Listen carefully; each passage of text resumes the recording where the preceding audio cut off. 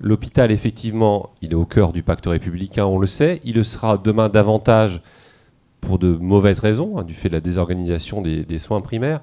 Et si on fait une comparaison internationale, très honnêtement, elle est en faveur du système hospitalier français, globalement, puisqu'il se nourrit de la force du secteur privé associatif et lucratif. C'est pour ça que le système public est aussi vertueux, aussi efficace aussi. Mais elle l'est parce que dans beaucoup de pays, les éléments de crise qu'on vous donne se retrouvent.